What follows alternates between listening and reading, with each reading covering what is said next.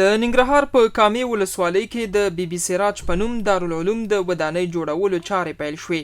یا د ودانۍ د هیواد ولسمل له لوري جوړیږي چې 15 میلیونه افغانۍ لګښت پرې راځي.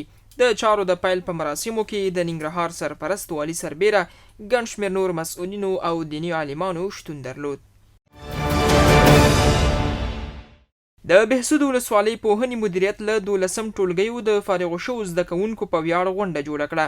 د ننګرهار پوهنې رئیس وایي سږکال ننګرهار کې لسګونه زره شاګردان له 12 ټولګیو فارغ شوي چې له جملې به یې ګڼ شمېر د کانکور ازموینو له لارې لوړو زده کړو ته لار پیدا کړي. یو شمېر جلال آباد ښاریان وایي د لویو لارو د موټر چلوونکو بې احتیاطي او د ترافیکي قوانینو نه مراعات ډېر کله د ترافیکي پیښو لامل کیږي. په ورته وخت کې موټر چلوونکي د ترافیکي پیښو د ډیرښت یو لامل په لوی لارو کې د ترافیکي نښو نشتون په ګوته کوي. اخوا د ننګرهار امنیې قومندانۍ مسؤلین وایي په تیره یوه میاشت کې د دې ولایت په بیلابیلو برخو کې د ترافیکي پیښو له امله 38 کسانو ته مرګ ژوبله اوښتې ده.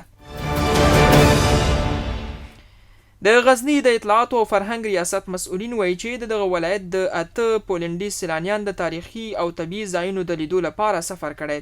یادو سیلانیانو د غزني د اطلاعاتو او فرهنګ له رئیس سره په کتنه کې وویل چې دلته ډاډمن امنیت د دې سبب شوی چې له بهر څخه سیلانیان افغانستان ته راشي او له زیاتو تاریخي او طبیعي ځایونو څخه لیدنه وکړي.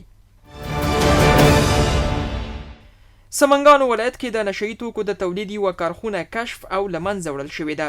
د سمنګانو د امنیې قومندانۍ له نشه یي توکو سره د مبارزې مدیر احسان الله مزمل د باختر اژانس سیمه ییز خبریال ته ویلي چې د یاد ولایت د بر د ریساف ولسوالۍ اړوند سرخده کلي کې د نشه یي توکو د تولید یوه کارخونه کشف او په تړاو یې 6 تنه نیول شوي دي.